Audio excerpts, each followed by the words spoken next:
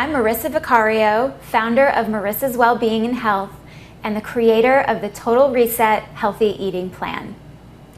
Apples make a wonderfully sweet addition to a salad of bitter greens and lettuces.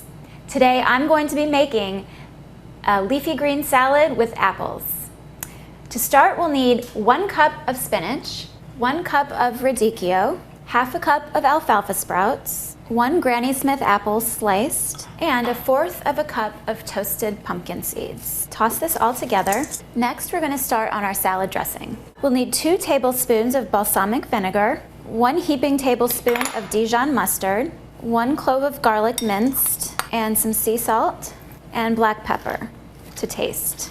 I'm going to whisk all of this together in a small bowl and then drizzle our salad dressing over the salad.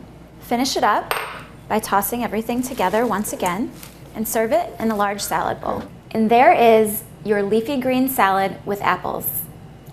My name is Marissa Vicario. I'm the founder of Marissa's Wellbeing and Health and the creator of the Total Reset Healthy Eating Plan.